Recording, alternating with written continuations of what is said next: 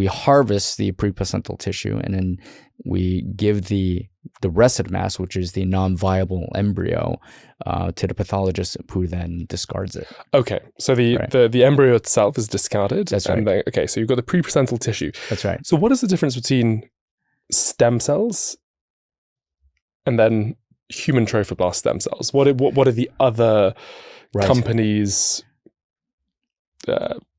surgeries using at this point? I get what you mean.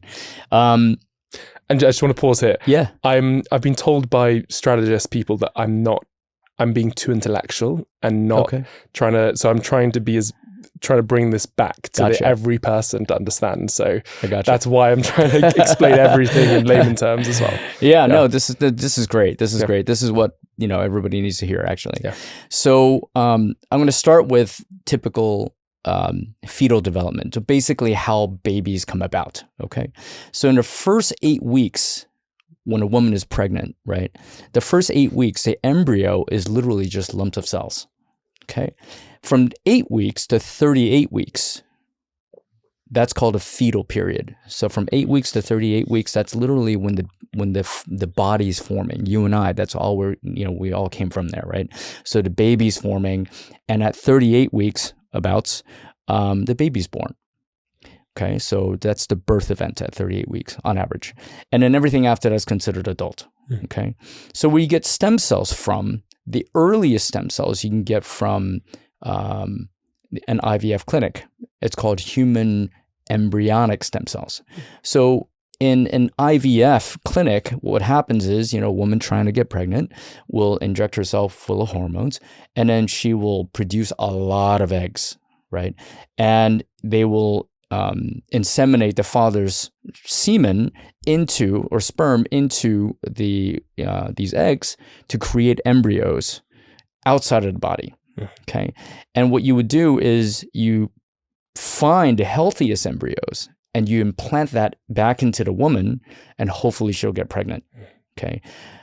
But, when they do this process, they probably harvest 15 to 20, God knows how many eggs, right? So there are a lot of embryos left over that they freeze. And back in 1998, I believe, a professor named Jamie Thompson in Wisconsin thought, hey, we could probably use this for research or, creating therapies. And so that's the birth of the human embryonic stem cell. That's the earliest you can find, okay? Then ours, right? 4 to 8 weeks post-fertilization, so still in the embryonic stage, so in the early stages, right, where they're just really lumps of cells.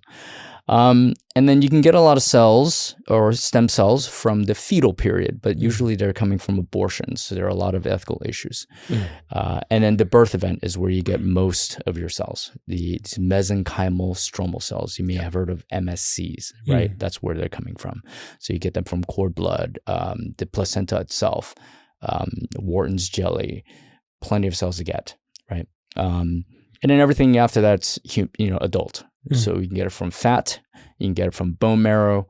And then comes the Japanese that created the induced pluripotent stem cell, discovered back in 2008. That was published by Shinya Yamanaka, right?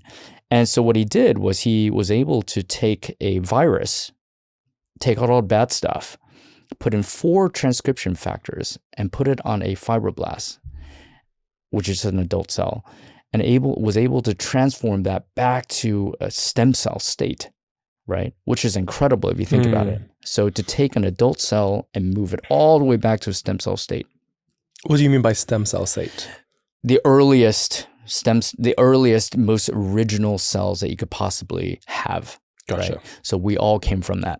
Right? Every cell in your body all came from this early cell that then differentiates into various parts of your body. Gotcha. Like this cell will turn into a muscle, turn into an eye, turn into your hair, right? And so that's how we all came about. Yeah. Right. So the original stem cell.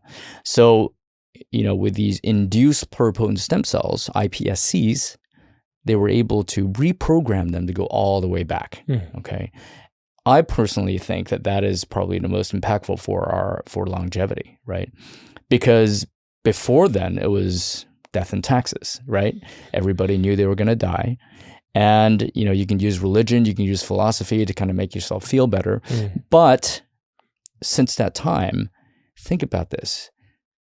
We can now reprogram every cell to go back to the original state. That means we now have the power to figure out, theoretically, how to make you completely younger all at once.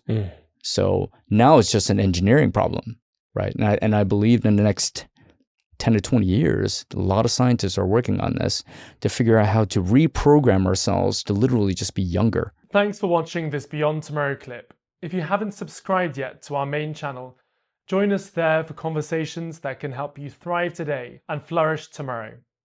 We'll see you next time.